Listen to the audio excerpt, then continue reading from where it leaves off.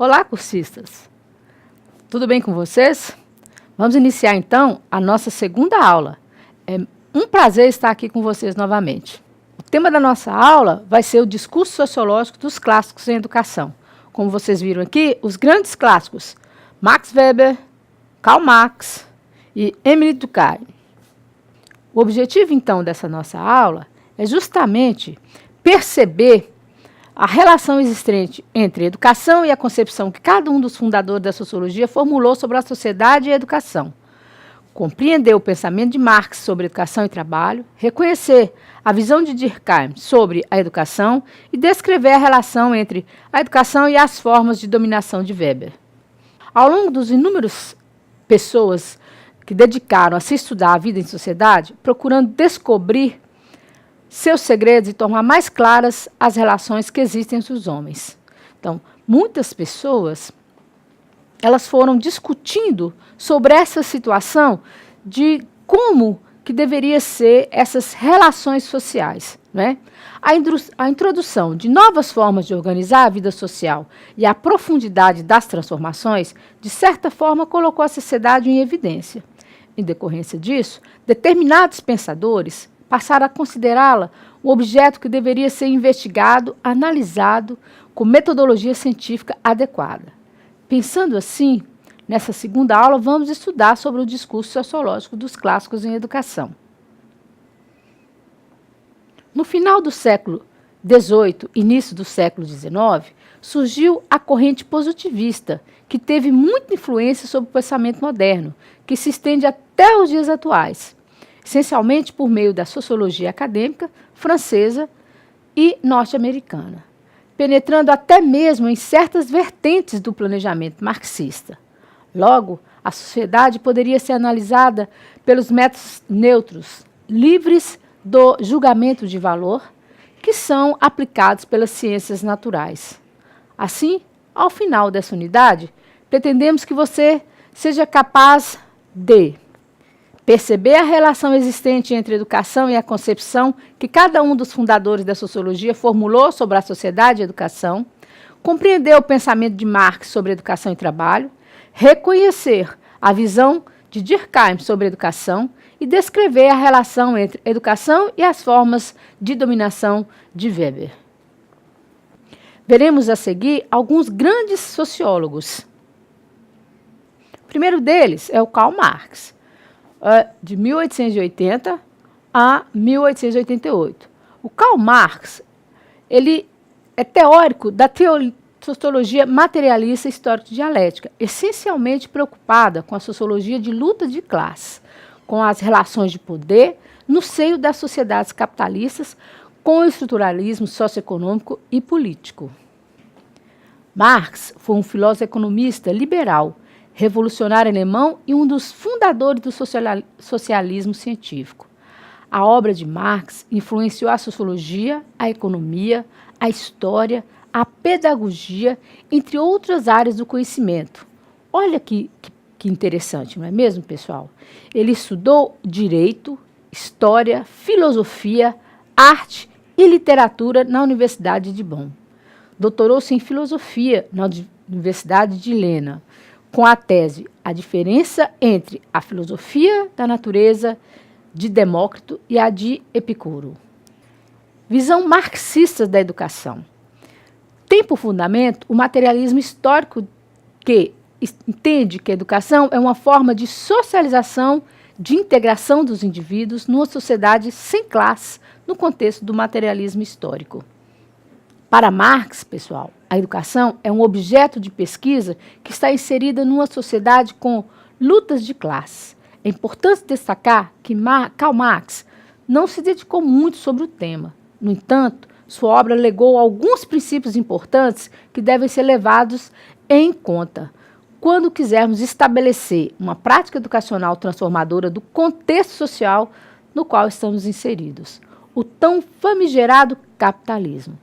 Marx propôs uma prática educacional transformadora, onde a escola teria basicamente um papel duplo. Primeiro, desmascarar todas as relações sociais, ou seja, as relações de dominação e exploração, estabelecida pelo capitalismo no âmbito da sociedade, tornando cada indivíduo consciente da realidade na qual ele está inserido. O segundo seria militar sobre a abolição das desigualdades sociais, pelo fim da dominação e exploração de uma classe sobre outra. Por último, pela transformação da sociedade. Podemos dizer que, infelizmente, os princípios estabelecidos por Marx não têm sido utilizados. Uma pena, uma vez que o modelo de educação que temos no Brasil é altamente exclusivo, discriminatório, onde só os indivíduos da classe dominante têm reais chances de alcançar uma melhor posição social no interior do seu grupo, não é mesmo? Nós vimos isso diariamente dentro das escolas, nas universidades e todas as situações. A concepção marxista, a escola, para ele, é parte da superestrutura, assim como o Estado e a família. Ele vê a educação como um elemento de manutenção da hierarquia social, de controle das classes dominantes sobre as classes dominadas. Para Marx, gente, a classe dominante, ela estaria sempre oprimindo aos menos favorecidos. Na concepção marxista, a educação é inerente ao processo de desenvolvimento humano. A escola, por sua vez, surge no contexto das sociedades de classe, como um privilégio da elite. Sua expansão para o povo se dá nos limites da formação de mão de obra e da difusão dos valores dominantes, de acordo com os interesses dos proprietários dos meios de produção. Estão lembrados lá na nossa primeira aula, quando a gente falou da questão da manufatura e da revolução industrial? Pensem um pouquinho sobre isso e retomem para vocês entenderem essa concepção marxista, ok? Porém, como espaço de luta e de classe, reflete as relações conflituosas entre dominantes e dominados e a luta incessante dos trabalhadores contra a exploração e a opressão. Foi no ajuste entre escolaridade e trabalho que Marx formulou o centro de sua visão educacional, a compreensão de que era admissível, por meio da educação, aliada à praxis social, desenvolver um novo homem, consciente das suas potencialidades históricas, que já se revelava nos marcos da própria Revolução Industrial, né? Nós falamos um pouco sobre isso na nossa primeira aula. Essa pedagogia se desenhou consubstanciada na visão marxista e fundamentou-se em fazer a ligação orgânica entre a prática e a teoria. Assim, o conhecimento historicamente acumulado pelo processo de desenvolvimento da humanidade passa por uma triagem seletiva por parte das instituições societárias de caráter ideológico. No âmbito dessa sociedade, para a qualificação profissional dos operários, a escola pública, gente, possibilitava apenas a capacidade de ler, escrever e efetuar as 4 operações matemáticas. Por conseguinte, a proposta mínima de educação, tornada possível pela sociedade burguesa, aos trabalhadores fabris. Possibilidade criticada por Gramsci em 2000, no início do século XX, retomando o significado de prática e teoria no cerne da concepção marxista da educação. Para o teórico, a crise será racionalmente solicitada. Para o teórico, a crise será racionalmente solucionada seguindo a seguinte linha: a escola única inicial de cultura grega humanista, formativa, que equilibre equanimamente o desenvolvimento da capacidade de trabalhar manualmente, tecnicamente e industrialmente, e o desenvolvimento das capacidades de trabalho intelectual. Desse tipo de escola única, através de repetidas experiências de orientação profissional, passar-se-á a uma das escolas especializadas ou ao trabalho produtivo. Gramsci, 2000, página 33 e 34.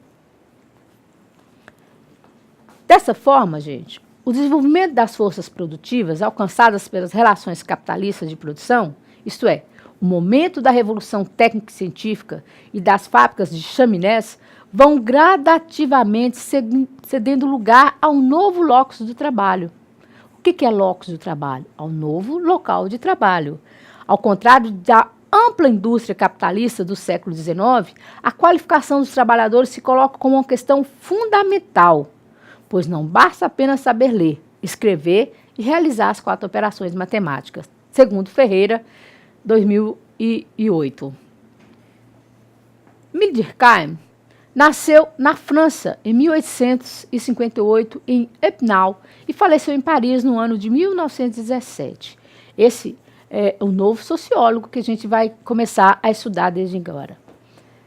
Discípulo de Kant e Auguste Comte, sua contribuição foi importante para a concretização da sociologia como ciência na França.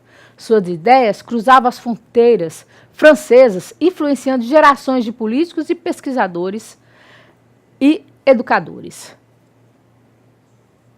Durkheim e a sociologia positivista. Durkheim percebe a educação como uma influente e poderosa ferramenta para a construção gradativa de uma moral coletiva, essencial para a continuidade da sociedade capitalista. Ele representa na sociologia uma transição na forma de conceber e praticar os estudos a essa ciência. Para Girard, Durkheim é um pensador ligado a visões conservadoras do estudo social. Ele defende que a sociologia é mais importante e forte que os interesses individuais de uma ordem social coesa, baseada na integração entre os humanos, constituindo sociedades e grupos sociais fortes, nos quais exista uma complementabilidade entre as partes formadoras deste todo. Para Durkheim, a função da sociologia é estudar os fatos sociais e as relações de solidariedade e complementaridade existentes nas sociedades, por entender que é por meio deles que se abrange as formas de organização e coesão dessas sustentadas por processos de coesão externos que são incorporados ao indivíduo desde cedo e que minam suas tentativas de emancipação pessoal, ou seja, viver de acordo com sua conduta pessoal. Girard et al. 2001, 100 páginas. Por isso, são considerados objetos sociológicos, porque definem a composição das diferentes sociedades, suas normas de sustentação e também de sua renovação. Sendo assim, o objetivo de Durkheim é descobrir as leis de funcionamento da sociedade. Sua obra, Educação e Sociologia, torna-se um marco inovador para aquela época, pois destaca a origem social da educação como uma finalidade de superar sua caracterização predominantemente intelectualista e individualista. A teoria de Durkheim traz uma preocupação com a ordem social. Vamos ver? Em consequência dessas agitações sociais, essa é a grande preocupação de Durkheim, né? Das agitações sociais apresentadas na sociedade europeia no período em que ele realizou suas pesquisas. As ideias socialistas avançam em decorrência das crises econômicas do desemprego e da miséria entre os trabalhadores provocadas pelo sistema capitalista. Durkheim defendia a ordem e o progresso do sistema capitalista e discordava das teorias socialistas frente às crises sociais. Ele propunha uma nova moral para retomar a harmonia social.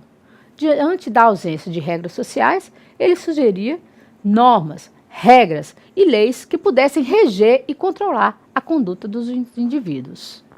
Olhe bem, pessoal, não há vagas, né? Essa figura, essa gravura, ela nos lembra alguma situação atual hoje no país? Bem, na visão de Durkheim, a educação, antes de tudo, satisfaz as necessidades sociais e toda educação consiste num esforço contínuo para atribuir à criança maneiras de ver, de sentir e de agir, às quais ela não teria chegado de forma espontânea. Durkheim vê a escola como a mais importante e influente instituição capaz de preparar as crianças e jovens para a sociedade, impondo-lhes o comportamento mais correto e a visão da consciência coletiva. Entende ser na escola que as crianças aprendam que se precisa negar a vontade pessoal e sacrificar-se em função do todo social. Olhe bem, gente, isso é um reforço das desigualdades sociais, não é mesmo? Que terão uma função de cumprir na sociedade e que, para complementar-se, terão que relacionar com seus semelhantes. Para Emile Durkheim, toda educação consiste num esforço contínuo para impor às crianças maneira de ver, sentir e agir, às quais elas não chegariam espontaneamente. Pressão de todos os instantes que sofre a criança é a própria pressão social do meio, entendendo moldá-la à sua imagem. Pressão que tanto os pais quanto os mestres não são senão representantes intermediários. Emile Durkheim argumenta que as ciências sociais se preocupam com a educação e, em consequência, com a escola. Durkheim, visto como o pai fundador da sociologia da educação, defende que é através da educação que se conservam certos vínculos sociais nas sociedades modernas, bem como o fato de exercer 3 funções fundamentais na sociedade. Primeiro, desenvolver o senso de disciplina e, com ela, o respeito às hierarquias. Segundo, desenvolver o sentimento de pertencimento a um grupo. Terceiro, desenvolver a autonomia individual dos sujeitos.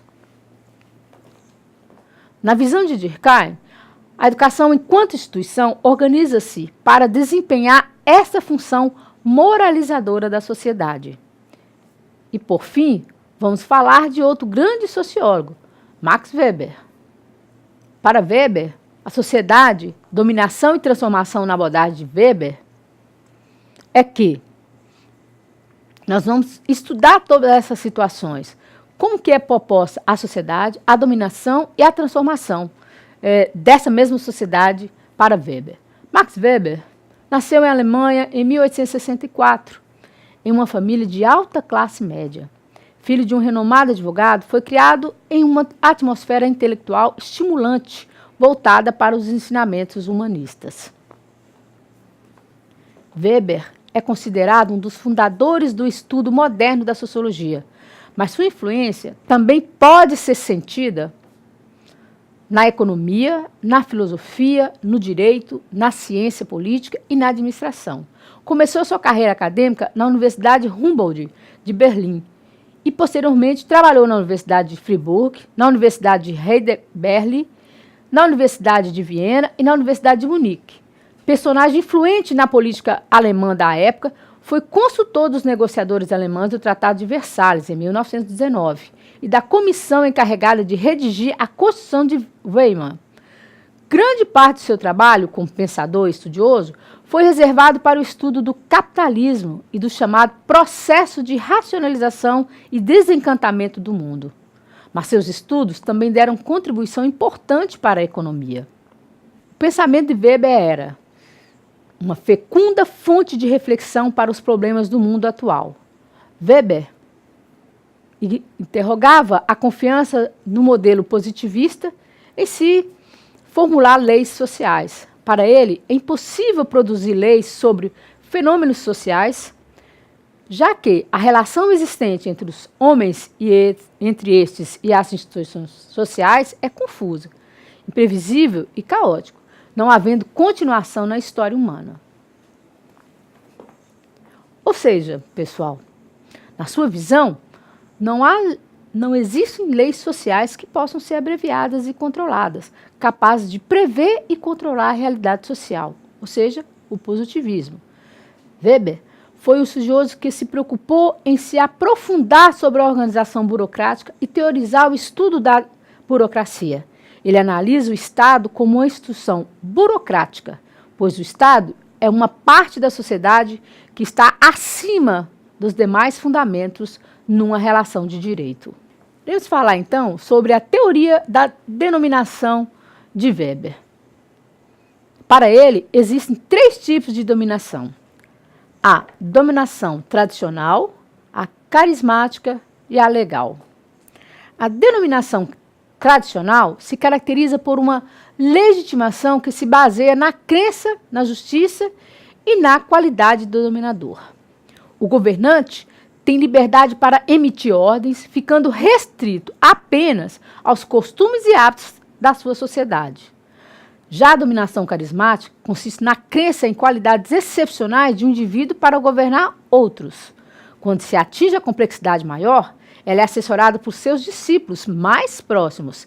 Trata de uma denominação estável e inconstante. Já a dominação legal se baseia num aparato de regras que legitimam seu poder. Os assessores administrativos são chamados burocratas e também têm seu poder regulamentado legalmente, não podendo vendê-lo ou transferi-lo. Quem disse isso foi Veras, em 2009. Assim, as reflexões de Max Weber sobre a educação podem ser compreendidas considerando os tipos de dominação que descreveu e de seu enfoque da mudança social produzida pelo processo de racionalização da sociedade, ocorrido no percurso da história, que interferiu na conduta de vida prática dos indivíduos e, portanto, na sua maneira de educar. Vocês estão compreendendo, pessoal, como que esses pensadores eles influenciaram e influenciam até hoje as nossas vidas, a nossa sociedade? Bem, Weber, ao articular os tipos de dominação que construiu com as finalidades na educação, coloca que, historicamente, os dois polos opostos no campo da finalidade da educação são despertar o carisma, isso é, qualidades heróicas e dons mágicos, e transmitir o conhecimento especializado, e esse primeiro, que é o tipo, corresponde à estrutura carismática do domínio, e o segundo, que corresponde à estrutura moderna de domínio racional e burocrático. Dois tipos não se opõem sem ter conexões entre si. Compreenderam? Do ponto de vista, a escola é o palco das relações de poder, portanto, de dominação, associada à dominação tradicional com a burocrática, e na educação, já dito anteriormente, ele identifica três tipos: a carismática, a humanista tradicional, de cultivo, a racional burocrática, a especializada. As instâncias dominantes em cada período histórico participam na definição das finalidades da educação. Para Weber, então, o capitalismo é a forma mais elevada de racionalização. Numa sociedade capitalista racional, burocrática, os indivíduos se destacam pelas suas qualificações. Assim, a educação é um meio que contribui para a seleção social, é um dos mecanismos possíveis para se manter ou melhorar o status. Weber e Durkheim veem a educação como um processo de socialização permanente, constante, que, para além da escola, se une igualmente na família, de reprodução e manutenção social. Entenderam, pessoal? Olha como que a importância desses pensadores para a definição da educação nos nossos dias de hoje, né? Entendendo quais foram as relações de poder e que forma isso vem sendo desenvolvido dentro das escolas e da nossa sociedade. Enfim, encerramos o assunto da nossa segunda videoaula. Espero que vocês tenham gostado e que tenham entendido ao menos um pouco que vimos aqui hoje. Lembre-se de acessar a videoaula, participar dos fóruns e postar suas dúvidas. E para melhor direcionar as discussões, deixe uma atividade. Assistam o filme Sociedades Poetas Mortos para que possam fazer uma discussão no fórum de discussões. Não esqueçam de estudar a apostila. Nós temos também uma atividade em grupo, não é? Vocês vão discutir em grupo sobre o capitalismo e a consequência dele para a sociedade. Discutiram, pessoal? Pensaram a respeito?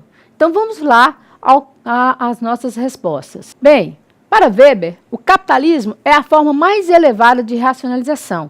Você tem que entender que, para ele, é uma racionalização e uma racionalização burocrática, né? Os indivíduos se destacam, então, pelas suas qualificações. Assim, a educação é um meio que contribui para a seleção social. É um dos mecanismos possíveis para se manter ou melhorar o status das pessoas. Bem, pessoal, lembrem-se, nós não devemos reforçar as desigualdades sociais.